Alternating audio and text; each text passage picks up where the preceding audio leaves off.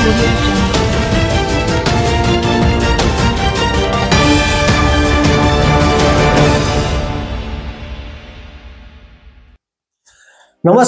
20 तारखेला मोदी साहेब वर्धेत येत आहे.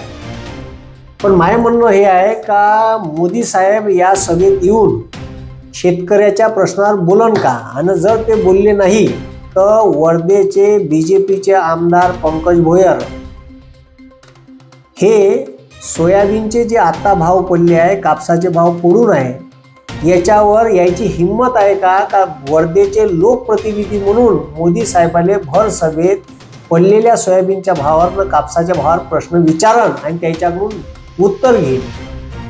त्याच्यानंतर महाराष्ट्रातले जे काही ठीक आहे प्लॅन्ट गुजरातमध्ये नेले, जसं वेदांता फॉक्सकॉन आहे, त्याच्यानंतर टाटा एअरबसचा प्रोजेक्ट आहे, महानंदा डेअरी आहे, तर यासारखे रोजगार मिळवून देणारे ठीक आहे महाराष्ट्रातले प्लॅन्ट गुजरातले नेले, तर ते भारताचे पंतप्रधान आहे का गुजरातचे आहे, हा माझा प्रश्न आहे. लोकांचे प्रश्न खरंच बीजेपीचे वर्धेतील आमदार हे त्या भर सभेत मोदी साहेबांना प्रश्न विचारेल का, हा माझा पुन्हा त्यांना प्रश्न आहे. अग्निवीर सारखी योजना आहे जिथं गोरगरीब शेतकरी कष्टकरी रिक्षावाल्याचे पूर्ण काम करतात, त्या अग्निवीरच्या मुद्द्यावर मोदी साहेब बोलन का, आणि नसन बोलत तर वर्धेचे आमदार पंकज भोयर, हिंगणघाटचे आमदार, वर्धेमध्ये 3 मतदारसंघात बीजेपीचे आमदार आहे, कुणावार साहेब आहे हिंगणघाटमध्ये आणि आर्वीमध्ये दादारावजी केचे आहे, हे त्यांना प्रश्न विचारण का, ठीक आहे, आणि त्याचं उत्तर मोदी साहेब वर्धेच्या सभेत देईन का.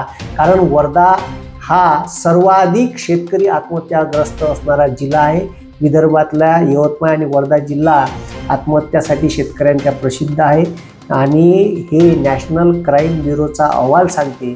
तर शेतकरी आत्महत्या कोणत्या कारणामुळे होऊन राहिल्या त्याच्यासाठी स्वामीनाथन आयोग नेमला होता. स्वामीनाथन आयोगाच्या शिफारशी लागू करणार का याची घोषणा मोदी साहेब या सभेत वर्धेत करेल का, हा माझा प्रश्न आहे.